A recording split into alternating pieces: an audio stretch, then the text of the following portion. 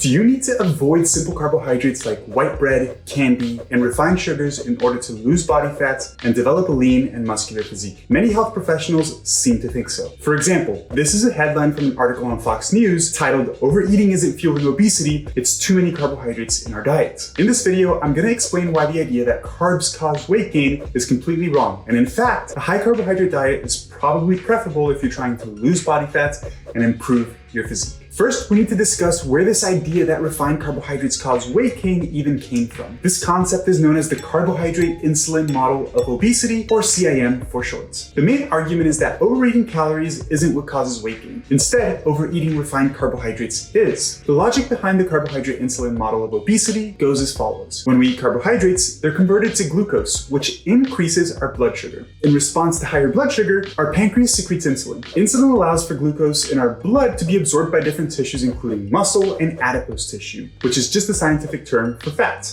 In our muscles, sugar is used for different processes, including the production of energy, and in adipose tissue, the sugar is converted to fat. Since insulin reduces the amount of sugar present in the blood, the carbohydrate insulin model of obesity states that our brains sense that we're in starvation mode, and so carbs actually lead you to feel hungry all of the time and overeat. On top of that, insulin inhibits something called lipolysis, which is the process of how our bodies burn fat. The carbohydrate insulin model of obesity states that since insulin blocks us from burning fat, increases fat storage, and makes us hungry all the time, refined carbs cause weight gain and obesity. I'm not gonna lie, if you don't know physiology, this logic sounds very appealing. The issue is that this argument breaks down when you start to analyze it on a deeper level. First, if the CIM were true, we would expect to see that people who eat more carbohydrates are overweight, which isn't true. For example, this study looked at the dietary records of over 4,000 participants and stratified them into 4 quartiles based on carbohydrate consumption. All 4 quartiles consumed a similar number of total calories. Individuals in quartile 1 consumed the least amount of carbohydrates, and individuals in quartile 4 consumed the most amount of carbohydrates. If the CIM of obesity were true, we would expect to see that quartile 4 had a greater number of obese individuals than quartile 1. But that didn't happen. In fact, individuals in quartile 4 had a 40% lower risk of being obese compared to those in quartile 1. This study implies that not only is the carbohydrate insulin model of obesity wrong, but that eating more carbs may actually be beneficial. Now, some people will make the argument that this is a cross-sectional study and not a controlled clinical trial, and so it isn't strong evidence. Fine, then take a look at this study by Kevin Hall, who's one of the leading researchers in the fields of nutrition and metabolism. 19 adults were brought into a metabolic ward for 2 weeks. A metabolic ward study is the gold standard when it comes to studying metabolism because participants are kept in the lab and every single variable is controlled for down to the exact amount of every single food they eat. The participants were randomized to consume a diet high in carbs or high in fat, and then they were crossed over to the other diets. So if they started eating a high carb diet, they were then switched to the high fat diet and vice versa. On top of that, calories were restricted to 30% below maintenance, so the participants were all in a deficit during the dieting phase. The data showed that there were no differences in changes in energy intake or energy expenditure between the two groups, which means that eating carbs didn't affect how much energy the participants burned or how much energy they consumed compared to substituting those carbs with fats. On top of that, the group that consumed a higher amount of carbohydrates actually lost slightly more weight compared to the group that ate more fat. Again, the study also contradicts the CIM of obesity. There's ample amounts of additional studies that show that carbohydrates do not inherently cause weight gain when calories are equated for. So, where is it that the logic behind the CIM of obesity actually goes wrong? First, the CIM of obesity states that insulin secretion makes us feel like we're in starvation mode and hungry all the time because we have low blood sugar available in the blood. However, people who are overweight or obese have higher blood sugar levels than healthy, lean adults. So this point doesn't really make much sense at all.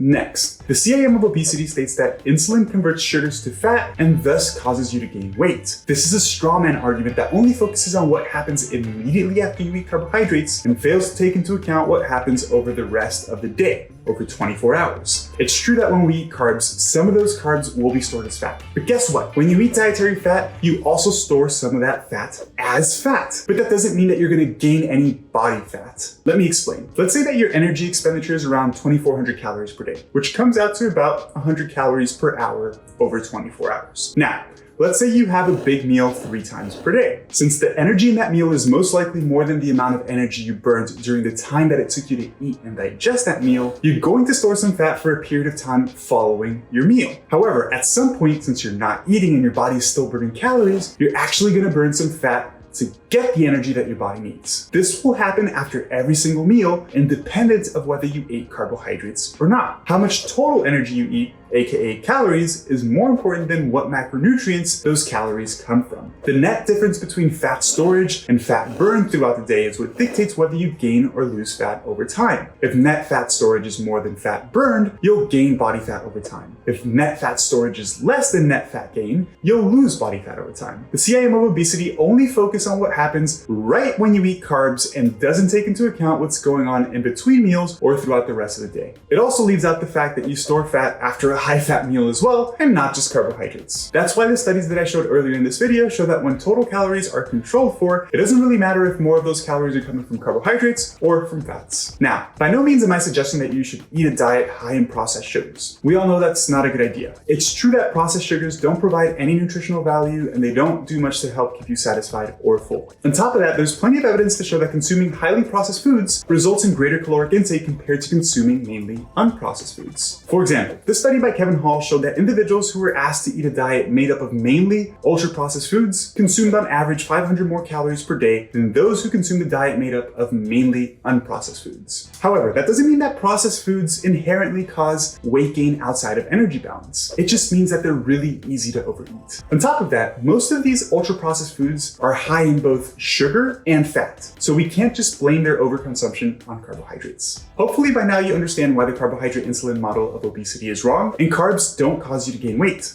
Next, I wanted to discuss why a diet that's higher in carbohydrates than fats is actually better for losing weight and improving your physique. Really quick though, if you're enjoying this video so far, please hit the like button to help me grow. It helps me with the algorithm, and subscribe to my channel if you enjoy my videos. Thank you. All right, first off, if you're trying to lose body fat, you should follow a high protein diet. But protein alone isn't gonna make up your entire diet. You still have to fill up the rest of your diet with either carbohydrates or fats. There's several reasons why it may be a smart idea to fill up the rest of your diet with more carbohydrates than fats. First, in general, carbohydrates are more satiating than fats. If we rank the satiety scores of different macronutrients, proteins definitely have the highest satiety score, followed by carbohydrates. But you have different types of carbohydrates. In general, fiber is going to be more satiating than simple carbohydrates. And then lastly, you have dietary fats, which are the least satiating. If you struggle with hunger when you're dieting, eating more carbs is going to help you regulate your hunger compared to eating more fats. Furthermore, if you're also looking to build some muscle and improve your physique, it's important to eat carbohydrates to properly fuel training. Carbohydrates are stored as glycogen in your muscles, and it's one of the main sources of fuel that we use to produce energy during exercise. If you're not consuming adequate carbohydrates and your glycogen stores are depleted, you can argue that you're limiting your progress in the gym, which theoretically means that you're not going to be able to improve your body composition to the same extent as if you were eating an appropriate amount of carbohydrates. Of course, for fat loss, the source of carbohydrates does matter. Making sure you consume mainly complex carbohydrates from sources like potatoes, beans, fruits, and vegetables is going to be your best bet to help you regulate your hunger and your satiety. This doesn't mean that you can never have refined carbohydrates like white bread or sugar. It's just that those foods aren't going to do much in terms of providing a benefit to get you closer to your goal. But of course, we're human, so you should enjoy them every once in a while if you're out at a special occasion. If you're consuming them and staying within an appropriate caloric intake, they're not going to have any detrimental effect on your health or your weight loss progress. All right, guys, that's going to wrap it up for this one. If you guys want to learn more about energy balance and how many calories you should be consuming to reach your goal, make sure to watch my video titled "How Many Calories Do You Need to Get Lean?" And also make sure to download my free ebook, which is going to be in the bio of this video. Peace.